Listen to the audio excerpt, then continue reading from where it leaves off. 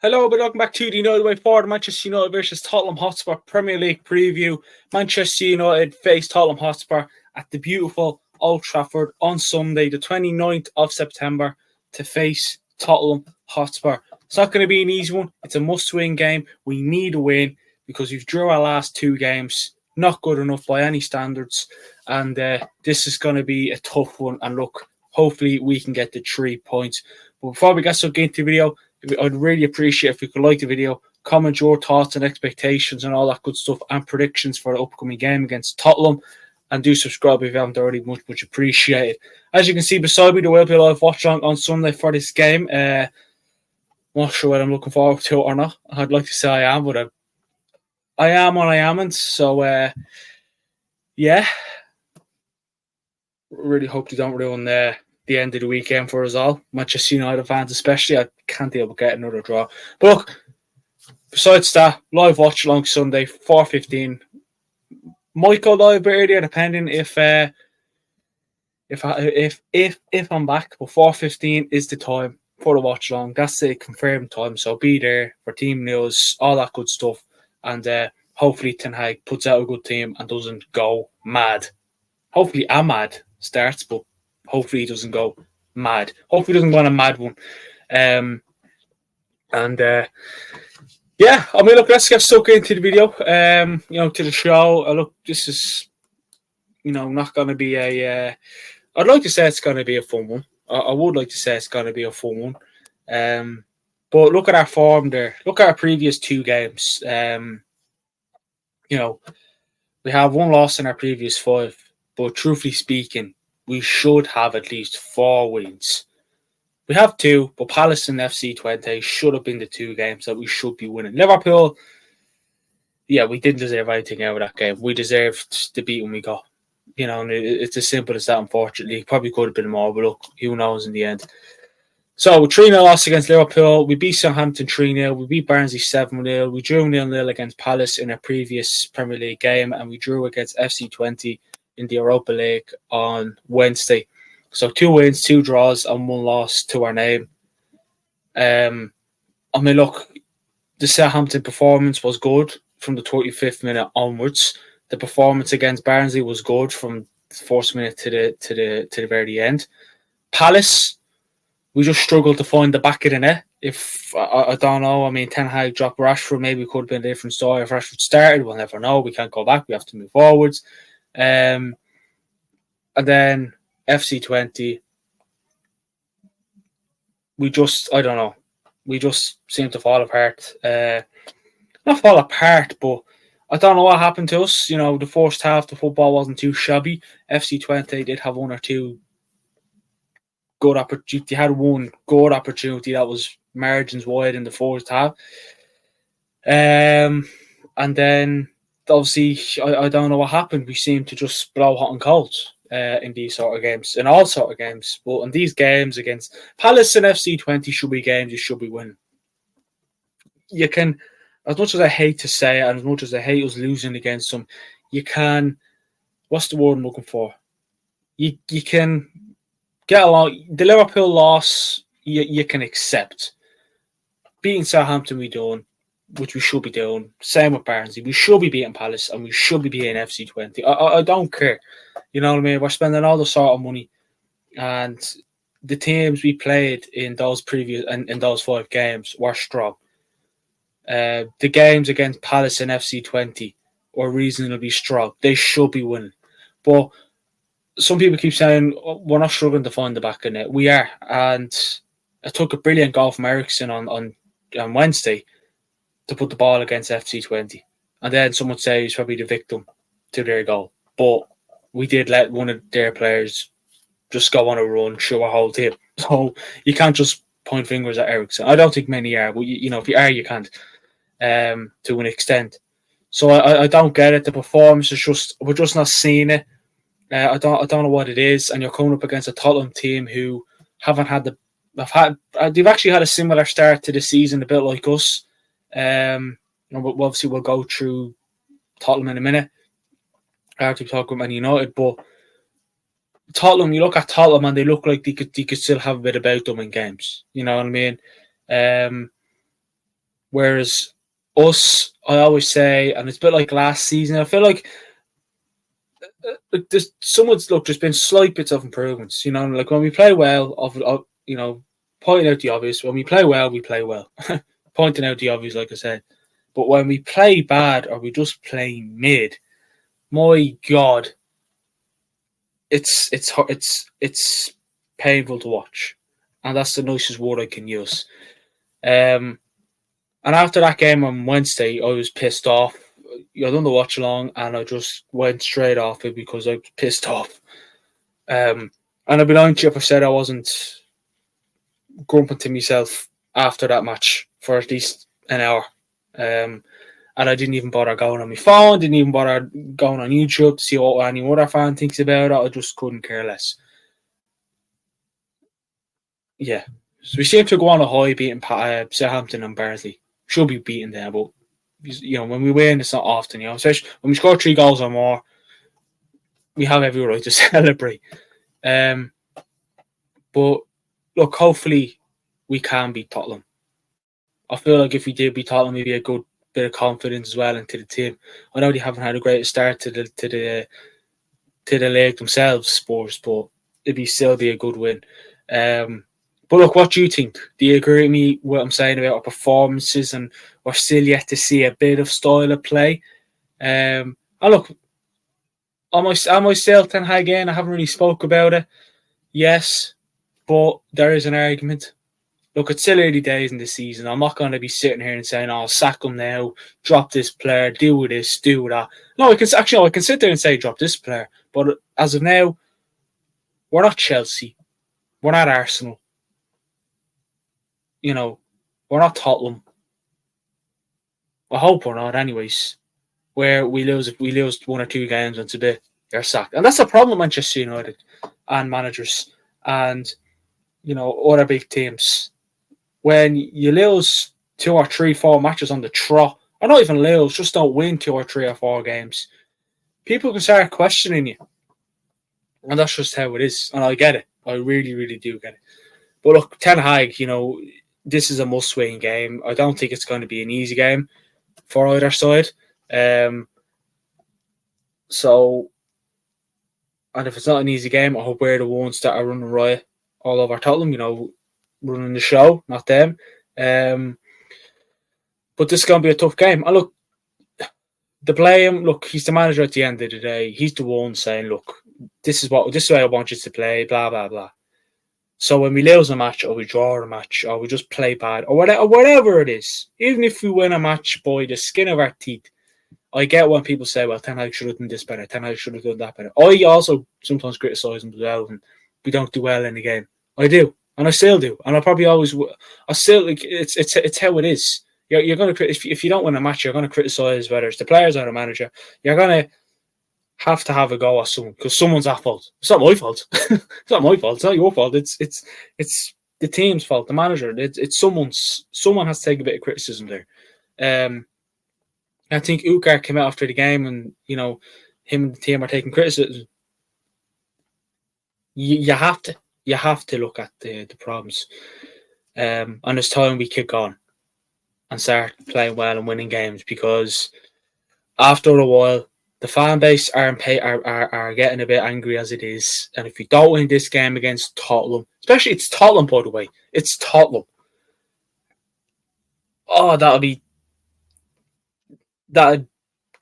grind my gears if we don't beat Tottenham. Or if we'll be grand. We'll be grand. But look, Ten Hag, there's a bit of blame there. I mean, it's a bit like 2 steps forward, 1 step back, or if you can say 1 step forward, 2 steps back, whatever way you want to have it. You know what I mean? Wherever you want to have it. It's just how it is. But look, the performances aren't great. We need players to step up. You look at Bruno Fernandes in recent games. People want him dropped for this game. I keep saying it, and I'll say it again, and I'll argue with you to the death. Ten Hag is not going to drop his captain Bruno Fernandes. He's not. Regardless of whether we have Mason Mount, Christian Eriksen, who can fill that position, he's not going to drop Bruno bloody Fernandes. He's not. Because I tell you why, we haven't really got that much leaders in the dressing room. As like 2 seasons ago, I would have said Casemiro.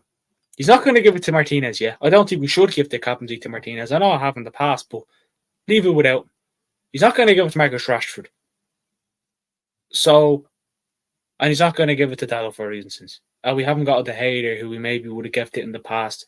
And don't give it to Maguire. Jesus, don't do that to us. That'll kill us all. So that's the reason why. He looks at Bruno, right? That's my leader. That's my captain. I need to play him regardless. And that's how it is. That's how it is. And look, Bruno Fernandes may go out on Sunday and have a brilliant game. And everyone will be all praise him. And look, I understand Bruno hasn't been great these past few games. Palace, for instance, and all that sort of stuff. And FC20. I get that. I get that. I really get that. And when Bruno's not playing well, then what do we do? What do we do? Because he's a bit of our playmaker. You know, he's sort of the man that runs a show in midfield every now and again. But when he doesn't play well, he's and not just him, but the whole team, they have every right to be criticised. Every right to be criticised, and that's how it is. But we need a player to step up. Rashford's not doing too bad lately. He's starting to find a bit of confidence. But everyone else should follow. You know what I mean? Everyone else should follow. It's a shame we can't have Garnacho. Well, actually, we can have Garnacho, Rashford, and Ahmad on the pitch all at once. But some probably wouldn't. Some would prefer that. Some probably wouldn't. That's just how it is. That's just how it is. But look, I look at it. You look at the team news as well. Actually, still the usual suspects out. Your Euros, Malacias, Shaws, Lindelofs. Them sort of lads. So we're actually waiting for those defenders to come back now. Defenders. So yeah, but look, which Manchester United players can cause sports problems? Rashford, he can cause sports problems. Garnacho or Ahmad, whichever one of them starts, they can cause Tottenham problems. Bruno on his day can. They're the players I'd go with at the moment, who I think can cause Tottenham problems. But Tottenham will have their own problems to give to us. We may have, look, we're going to give you our problem. Tottenham, we're going to say, really, I'll tell you what, we'll give you a problem or two. That's what we'll do. We need to be quick. So, yeah. But look, how can Manchester United beat Tottenham? Just play well. Is the obvious one, isn't it? Just play well. You know, be aggressive. We need legs in the midfield, and that's me worry. What midfield will then like go out? We need legs. We just need to wake the F up. Like we just need to, pull up our sleeves and wake up. It's as simple as that. Show us, be aggressive, let people know. Tottenham like to play a high line. Let's capitalise that. Ball over the top. We're going to see a bit of that. We're going to see a good bit of that ball over the top, I reckon. And that's one reason why Marcus Rashford will definitely start on Sunday against Tottenham, because of the high line. And Rashford has the pace to hurt teams. So let's just hope we play well to our fullest, because we need a win. Ten Hag and the players, if it's on their head already that we need to win, go and play chess, because it's not for you. But look, we'll start off now with our opponents, Tottenham Hotspur, who are a bit like ourselves when it comes to form. So they lost 2-1 against Newcastle. They lost 1-0 against Arsenal. They beat Coventry 2-1 in the Carabao Cup. They beat Brentford 3-1, and they beat Qarabag FK 3-0. So as you can see there, they have 3 wins, 0 draws, and 2 losses to their name. Look, they have 1 win more than us. That's just how it is. Like I said, Tottenham have had a weird start to the season, but they still have their danger, man. Heung-min Son, Kulusevski, James Maddison. I'm probably missing someone. I'm definitely probably missing someone, but if I am, I meant that. But Son, he's definitely a threat, and James Maddison. Them two are big threats for Tottenham Hotspur. And you can even throw Kulusevski in there, but obviously you have Brendan Johnson as well. But Son and James Maddison, they are the main men for Tottenham, I think. Especially Son, he's the man up top. You have to get it. I know they have Solanke, who they brought in. He hasn't really hit the ground running, but if Kulusevski doesn't work, if Solanke doesn't work, Son loves a goal against Manchester United. Supposedly there was a bit of a doubt actually about Heung-min Son, but during the win against Qarabag on Thursday night, but Big Ange Postecoglou came out and said he's grand. But they do have Wilson, Odobert, and Richarlison who are out, so we don't see that chicken celebration from Richarlison. Thank you very much, because if he'd done that on Sunday, if he was available to play, I'd smash me TV. It's as simple as that, and that's because I have anger issues. I just don't like Richarlison, and I don't have anger issues. But look, can't Tottenham Port United, yeah, they have their danger, man. They really do have their danger, man. But look, we have a solid defence as well. Look, I like how Mazraoui came in and done well. He's just coming. He's just came in under the radar. Let him do what he's doing. He's doing well. Let's do it. Liche, Dele, Dallo. They're not doing too shabby. That's one thing about us. Even though we're not playing well, the defence hasn't been the worst. It hasn't. So they definitely do. They definitely do. Yeah, it's going to be an interesting with Tottenham. They do have their danger men, and it is something to worry about. But like I said, even though they're probably not having the greatest start to their season, they still have a bit of style of play in there, and Ange sure knows what he wants to do, and they can be a threat. They have players.